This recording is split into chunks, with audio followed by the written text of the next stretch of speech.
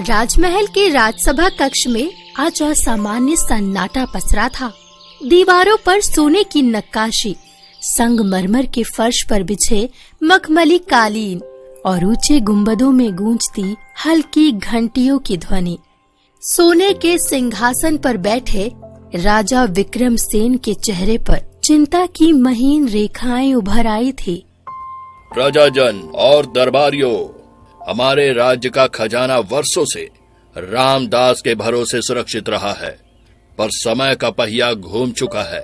रामदास अब वृद्ध हो गए हैं। अब हमें एक नया संरक्षक चाहिए, ऐसा व्यक्ति जिसकी ईमानदारी लोहे की तरह अडिग हो और जो सोने से भी ज्यादा कीमती हमारे विश्वास को संभाल सके। महाराज, आजकल के समय में ईमानदार और निडर व्यक्ति ढूंढना वैसा है जैसे अंधेरे में मोती खोजना।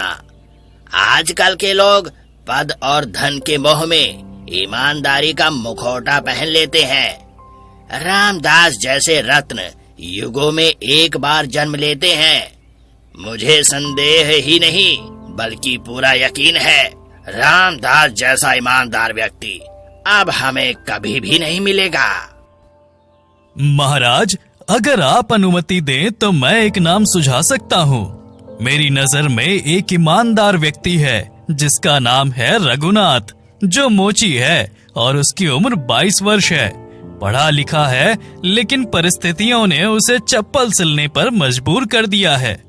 पर उसकी ईमानदारी की गूंज इतनी है कि गांव का हर बच्चा उसकी मिसाल देता है। अर्जुन देव, कहानियों और हकीकत में अक्सर बहुत दूरी होती है। लोग सुनी सुनाई बातें बढ़ा चढ़ा कर सुनाते हैं। मैं केवल सुनकर अपने राज्य के खजाने की चाबी किसी को नहीं सौंप सकता। मुझे प्रमाण चाहिए, ऐसा प्रमाण जो छल कपट की छाया से परे हो। महाराज, मेरे पास एक उपाय है। हम उसकी परीक्षा लेंगे, ऐसी कि उसमें छल कपट की कोई गुंजाइश न बचे। अगर वो उसमें खरा उतरे तो न केवल उसकी ईमानदारी सिद्ध होगी, बल्कि पूरे राज्य को एक संदेश जाएगा कि न्याय और ईमानदारी ही असली योग्यता है। सूरज की किरणें सोने के गुंबदों पर चमक रही थी। दरबारियों के चेहरे पर उत्सुकता और बेचैनी। तभी रघुनाथ हाफता हुआ, आंखों में आंसू लिए, दरबार में प्रवेश करता है। महाराज, महाराज, मेरे घर में रात को चोरी हो गई है। चोर मेरे पिता की छोड़ी हुई एकमात्र निशानी बक्से को चुरा ले गए। उस बक्से में मेरे पिता की दी हुई एकमात्र निशानी थी, जिसे चोर ले गए। रघुनाथ, रात के अंधेरे में जब सैनिक पहरा दे रहे थे तो उन्होंने देखा कि 2 चोर एक बक्सा चोरी करके ले जा रहे हैं। जब पहरेदारों ने चोरों को पकड़ना चाहा तो चोर बक्सा वहीं छोड़कर भाग गए। वह बक्सा हमारे पास है, देखो कहीं वह तुम्हारा तो नहीं है। सैनिक भारी बक्सा उठाकर दरबार में रखते हैं। रघुनाथ कांपते हाथों से उसे देखता है। महाराज, ये बक्सा तो हूबहू मेरे पिता का लगता है। दाग, हर निशान, सब कुछ वैसा ही है। रघुनाथ बक्सा खोलता है। बक्सा धीरे धीरे चरमराहट के साथ खुलता है। अंदर का नजारा चौंधिया देता है। हे भगवान, ये तो मेरा बक्सा नहीं। मेरे पिता का बक्सा तो चांदी के एक पुराने हार, तांबे के कुछ सिक्के और घिसे हुए जूतों से भरा था। लेकिन इसमें तो सोने का हार, चमचमाते सोने के सिक्के और सुनहरा जूता है। राजा विक्रमसेन गंभीर नजरों से रघुनाथ को देखते हैं। उनकी आवाज में गहरी सतर्कता है। रघुनाथ, अपनी आंखों से देखो, अपने दिल से पहचानो। क्या इस बक्से में वही निशानियां हैं जो तुम्हें तुम्हारे पिता ने सौंपी थी? सच सच कहो, क्या सब कुछ वैसा ही है जैसा होना चाहिए? महाराज, बक्सा तो मेरा है, पर इसके अंदर रखा सोने का हार, ये सोने के सिक्के, ये मेरा नहीं है। मेरे पिता का हार चांदी का था, सिक्के तांबे के और जूता फटा हुआ था। दरबार में अचानक हलचल। लोग आपस में फुसफुसाने लगते हैं। राजा विक्रमसेन सैनिकों को कुछ इशारा करते हैं, जिसके बाद 2 सैनिक आगे बढ़ते हैं और धीरे से एक थाल में चांदी का पुराना हार, तांबे के सिक्के और फटा हुआ जूता लाते हैं और रघुनाथ के सामने रख देते हैं। हाँ महाराज, यही है मेरी असली संपत्ति। यह चांदी का हार मेरे पिता की मेहनत की चमक है। ये तांबे के सिक्के उनकी ईमानदारी का वजन है और यह फटा हुआ जूता उनके संघर्ष की अमिट पहचान। इन्हें देखकर लगता है जैसे वे आज भी मेरे साथ खड़े हैं। दरबार में गहरा सन्नाटा। फिर अचानक तालियों की गड़गड़ाहट गूंजने लगती है। रघुनाथ, आज तुमने अपने कर्मों से साबित कर दिया कि सच्चाई और ईमानदारी सोने और हीरे से कहीं ज्यादा अनमोल है। तुम चाहते तो इस खजाने को अपना बता सकते थे, कोई तुम्हें रोक नहीं सकता था, मगर तुमने सच का साथ दिया और यही तुम्हें असली रत्न बनाता है। राजा विक्रमसेन कुछ देर रुकने के बाद फिर बोलते हैं। रघुनाथ, तुमने हमारी कसौटी पर खुद को खरा साबित किया है।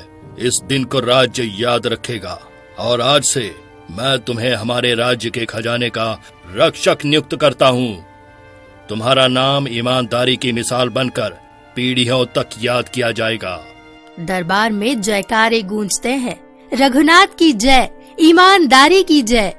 ईमानदारी सबसे बड़ी नीति है।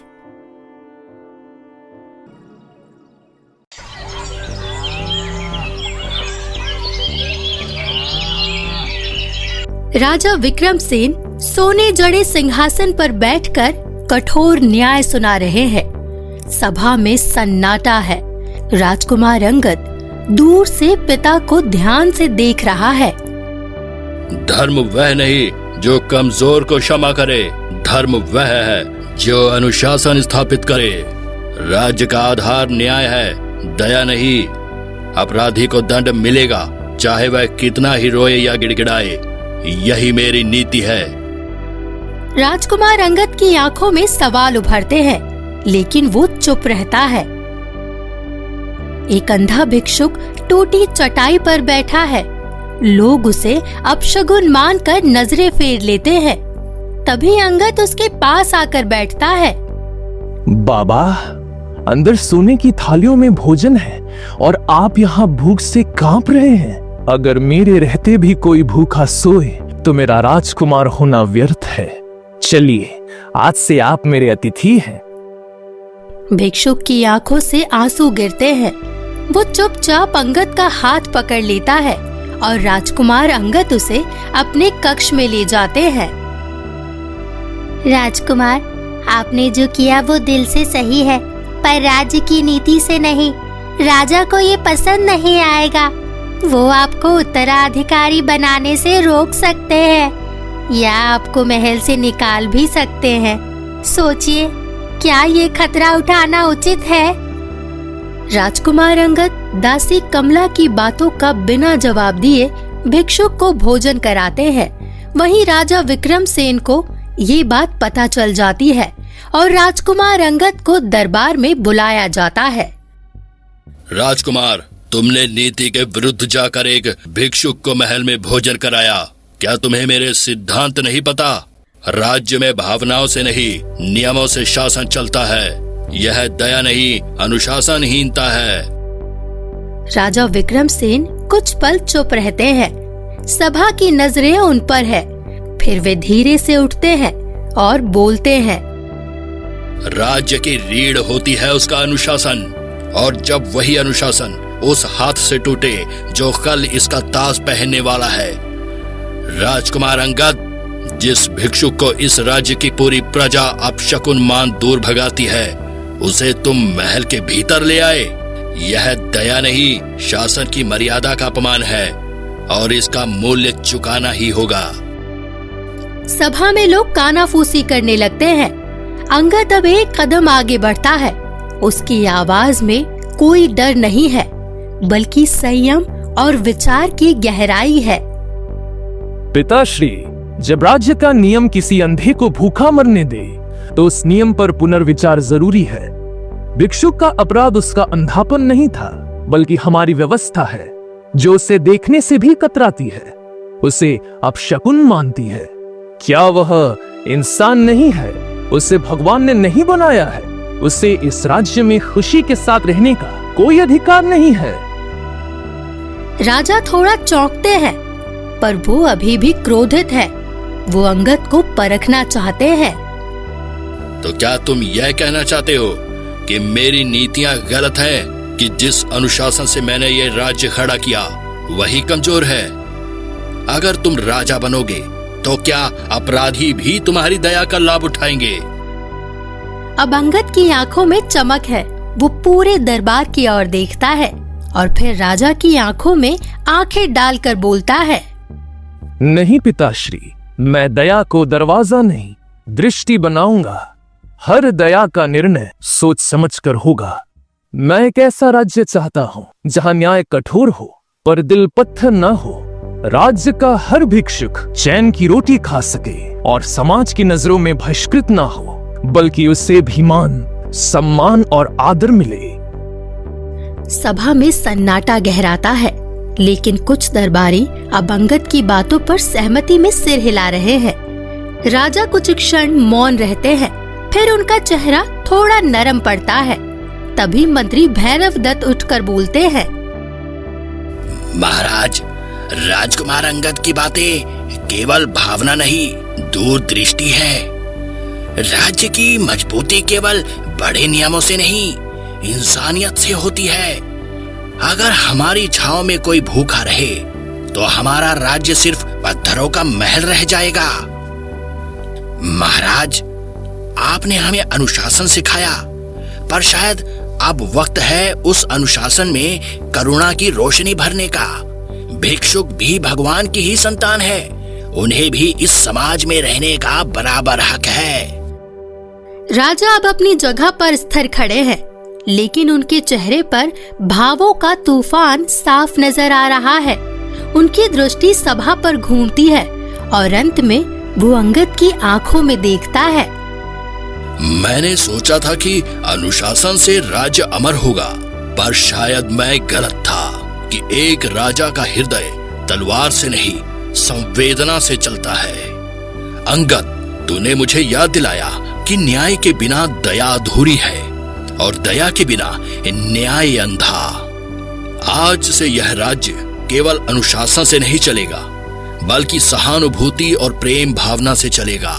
राजकुमार अंगद, आज से मैं तुझे केवल उत्तराधिकारी नहीं, बल्कि एक नई सोच का ध्वजवाहक घोषित करता हूँ। सभा तालियों से गूंज उठती है। भिक्षुक जो सभा के दरवाजे पर खड़ा है, हाथ जोड़कर झुकता है। दासी कमला की आंखों में आंसू है। मंत्री मुस्कुरा रहे हैं। अंगद के चेहरे पर आत्मविश्वास और शांति की आभा है।